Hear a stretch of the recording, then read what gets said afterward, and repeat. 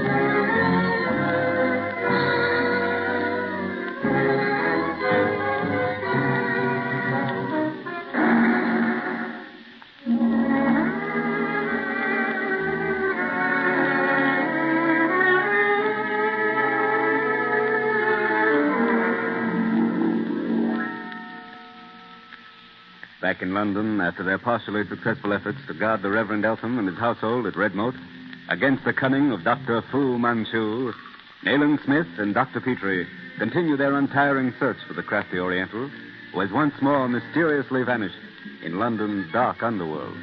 Their discussion of Sir Lionel Barton, celebrated Orientalist and explorer, lately returned to England, and the probability of his being among those on Fu Manchu's list to be destroyed is interrupted by the arrival of a telegram with the news that Sir Lionel has just been found murdered. Confound it, Petrie. Why can't we get this murderer? We're going to meet Weymouth at Sir Lionel's house? Of course. A taxi will put us there by the time Weymouth arrives. Come on.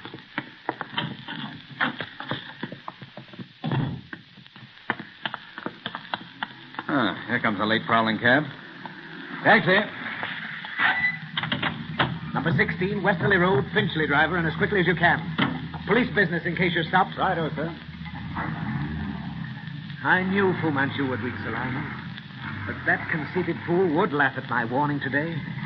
That house of his gave me the creeping shudders. Well, if it's anything like your description, it must be ideal for Fu Manchu's work. Ideal? The sunlight can't penetrate to the rooms. When I got there this afternoon, I thought I was in a jungle.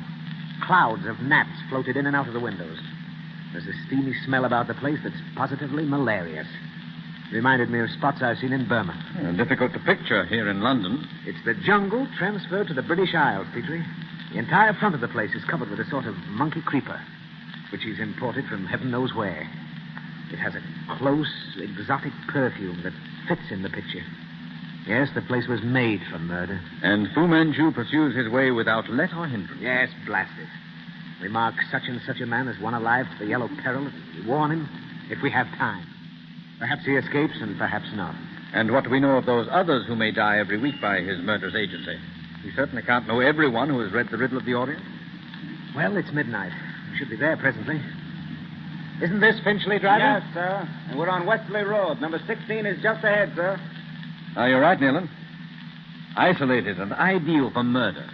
Shall I drive in, sir? Yes, up to the house. There's the place, Petrie. At the far end of the drive. It's a wilderness. Seems to be banked in by trees and shrubs. Oh, Weymouth must have arrived here before us. There's the police car. Here we are, sir. Shall I wait? Yes. Come on, Petrie.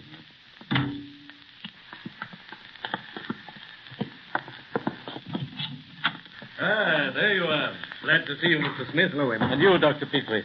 Just arrived myself. We left immediately. We got your telegram, Weymouth. Don't be startled at the appearance of the place, Doctor. I was. It's half a museum. The rest is circus and menagerie combined. Well, it certainly is in keeping with the exterior. Here's the library. Great Scott, what's that? A young leopard chained outside the window. The place is full of surprises and mysteries. Where is he, Weymouth, and how was it done? I thought perhaps you'd like to hear what led up to it so far as we know before seeing him. Oh, yes. Go ahead. Well, the man you asked for from the yard got here all right and stopped in the road outside where he could watch the gates. About 10:30, a young lady turned up and went in. Woman? Yes, but not the one you have in mind. It's not Caramel. It was a Miss Edwards, Sir Lionel's typist. She'd forgotten her purse and came back after it and gave the alarm. My man heard the row from the road and came on the run. He rang us up and I immediately wired you. He heard the row, you say? What row? Miss Edwards went into violent hysterics. Describe what your man saw. An Arab footman, there isn't an Englishman in the house, trying to calm the girl in the hall yonder. A Malay and another Arab were beating their foreheads and bawling. Did your man get anything out of them? Nothing that makes sense. So he started to investigate for himself. The door to the study he found locked from the inside. Yes. Well? He went round to the window, and what he saw accounts for the girl's hysterics. Go on, man. Get to the point. Well, amongst the rubbish on the floor, a big mummy case lay on its side, and face down with his arms thrown across it was Sir Lionel, wrapped in an old dressing gown. Yes, and then? The light from a reading lamp shone down on him. It made a patch of light on the floor. Well, as my man, Croxted, his name, smashed the glass and got the window open and started climbing in, he saw something else, so he said. Oh? What did he see? A sort of green mist. He said it seemed to be alive, that he moved over the floor, going away from him and toward a curtain at the far end of the study. When did he first see this green mist? He says he thinks it came from the mummy case. From the mummy case? Yes. Well, he climbed in and turned the body over. Sir Lionel was quite dead. Then Croxted opened the glass door behind the curtain at the end of the study. It opened onto a conservatory filled with more junk. In there, he caught another glimpse of the crawling green mist and a dead Chinese.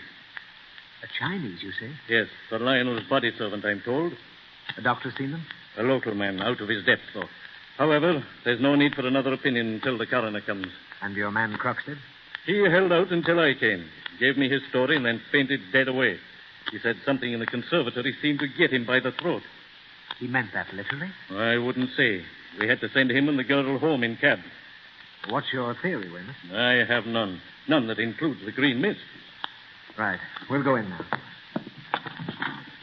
This is the study where he worked. Good Lord, what a den. It is a bit of a mess, Doctor. How a man can work in a place littered with stuff from the four corners of the earth is a mystery to me. There's the body, Mr. Smith, by that big sarcophagus. We'll have a look. Weymouth. Petrie. Come here. Huh? You don't know Sir Lionel by sight, Weymouth? No, I've never seen him. This is not Sir Lionel. It's Strasser, his Italian secretary. What? Are you certain? Why, of course. I met him only this afternoon. Where's the other, the Chinese? Here in the conservatory. We left him where we found him until you could see him, behind this curtain. Mm-hmm. That's Quee. Sir Lionel's body servant. One thing is quite evident, Weymouth. No one in the house, except Strasser, knew of Sir Lionel's absence. How do you arrive at that, Nayland? And the servants we passed out there in the hall believe him dead. Had they seen him go out, they'd know it's someone else who lies here. Right. And what about the Chinese? Since there's no other way into this conservatory but through the study, Quee must have hidden himself here when Sir Lionel was out of the room. Croxted found the communicating door closed. What killed Quee? And both Miss Edwards and Croxted found the study door locked from the inside. What killed Strasser? Tell me that, and you'll have your answer, Weymouth. Aye, what killed Strasser? But why is he wearing Sir Lionel's dressing gown? Seeing him in that led Miss Edwards to mistake him for her employer and put us on the wrong scent. He wore it so that anyone looking in through the window would be sure to make the same mistake. Why so, Nayland? Why, look at these tools beside the mummy case. The lid off. Strasser came here to open the case. He was here when Sir Lionel told me a number of priceless jewels were probably secreted among the wrappings of the mummy. Ah, strange that Sir Lionel hadn't opened the case himself. He expected to do that tonight and examine its contents. Fortunate for him that he changed his mind. Then what became of the mummy? It seems to have vanished in the form of a green mist. Look at Strasser's face and Queen's. What do they suggest? Well, the features of both are terribly distorted. Even their limbs are twisted, suggesting a death more than ordinarily violent. I might guess at strangulation, but from what? Aye, from what? I'm with you so far, Mr. Smith. Knowing Sir Lionel was absent, Strasser locked himself in here to loot the mummy case. He couldn't have known the Chinese was hidden in the conservatory, though. And Kui didn't dare show himself because he, too, was there for some mysterious reason. Well, and having got the lid off, somebody... Suppose we say the mummy. Well, anyway, something that got out of the locked room without opening the door or window killed Strasser. And then killed the Chinese without opening the door behind which he lay concealed. For once, Dr. Fu Manchu has employed an ally which even his giant will was unable to entirely control. Aye, what blind force. What horrible agent of death could he have confined in that mummy case? If you're correct in your surmise, Nayland, that this is the work of Fu Manchu, his power is indeed superhuman. Can you doubt it, Petrie? The presence of a concealed Chinese is proof enough for me. I'll wager that Kui was one of Fu's murder group, though probably only recently enlisted in that mysterious service. He's unarmed, or I might think that his part was to kill Salino while he was at work inspecting the mummy case. Strasser's opening the case completely spoiled the scheme. And led to the death? Of a servant of Fu Manchu? Yes. I'm at a loss to account for that. You think the sarcophagus entered into the scheme, Smith? You mean that its arrival at a time when a servant of Fu Manchu's, Kui, was hidden here may have been a coincidence? Something like that. Oh, I'm afraid I'm as much in the dark there as you, Weymouth. If we knew the answer to that, we'd likely have the key to the entire riddle. I wonder. Good heavens, what? One of Sir Lionel's African spears hurled through the window. It barely missed you, Smith. Look there. Fastened to the haft. A folded paper. A note addressed to you, Smith. Oh. You wanted proof, Petrie? Well, listen to this. Inspector Nayland Smith, your interference in my plans I shall tolerate no longer. Be warned. Dr. Fu Manchu.